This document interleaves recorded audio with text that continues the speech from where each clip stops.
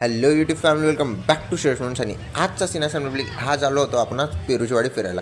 So सर्वात पहिले आपण इथं गेलो एका चिडियाघरमध्ये. इथं आपण बघितलं तितूर. देन आपण गेलो कलरफुल पिजन बघायला. थोडंसं समोर गेल्यावर आपल्याला एक अमेरिकन ब्रीड होती कोंबडीची, ती बघायला मिळाली. देन थोडंसं समोर गेलो आपल्याला ऑस्ट्रिच बर्ड बघायला मिळाले. देन आपण बघितले कलरफुल पॅरोट्स. आणि देन आपण बघितले कलरफुल स्पॅरो म्हणजे की कलरफुल चिमण्या.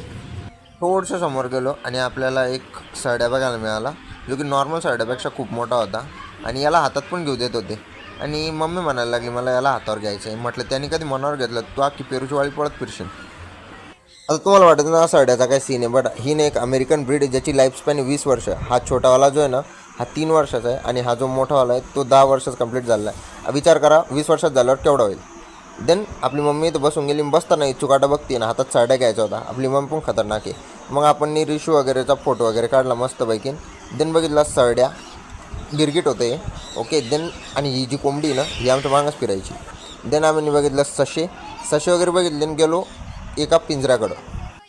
आता तुम्हाला वाटतं ना या पिंजऱ्याचा काय सीन आहे, पण इथं ना ते लोक आहे ना थोडेसे हातामध्ये दाणे वगैरे द्यायचे या पिंजऱ्यामध्ये.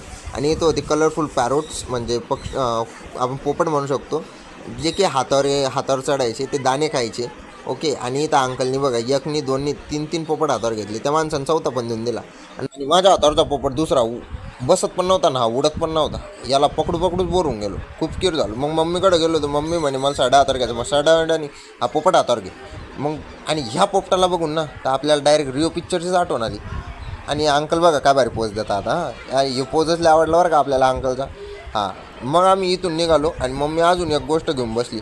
म्हणजे मला नाही इथं शत्रुमुखसोबतच फोटो काढायचा आहे. म्हटलं हे पण पॉसिबल नाही, हा पण डोक्यात चोचा आणतो. मग पुढं गेलो, थोडंसं समोर गेलो आणि मग मम्मीचा आणि रिशूचा इथं फोटो घेतला. मग सध्याचा सिनास आहे ना, सध्या आपण थोडंसं दुपारच्या टायमात टाईमपास वगैरे केला, घरी वगैरे पोचलो आणि इव्हनिंगला परत निघालो महादेव मंदिरात दर्शनला. जाता जाताच आपल्याला मस्त वगैरे सनसेट वगैरे मिळाला. सनसेटचा व्ह्यू वगैरे एन्जॉय केला. इथं पोचलो पार्किंगला आणि मला केव्हाची वॉशरूम आली होती. सो मी वॉशरूम वगैरे करून आलो.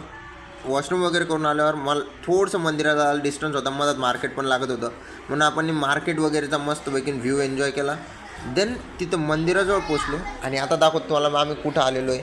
हे श्री त्र्यंबकेश्वर महादेव मंदिर, जे की 12 ज्योतिर्लिंगपैकी एक ज्योतिर्लिंग आहे आणि हे नाशिकमध्ये स्थित आहे. तिथून मस्तपैकी आम्ही मंदिरात गेलो, दर्शन वगैरे केलं आणि मग मंदिराच्या बाहेर निघालो. सर्वांना थोडी लागली होती भूक. सो आम्ही सर्वांनी थोडा नाश्ता केला. नाश्ता केल्यावर आम्ही डायरेक्ट पोचलो घरी. आजच्यासाठी एवढंच. भेटू नेक्स्ट व्हिडिओमध्ये. ॲट द जय महाराष्ट्र. हर हर महादेव. ओम नमः शिवाय.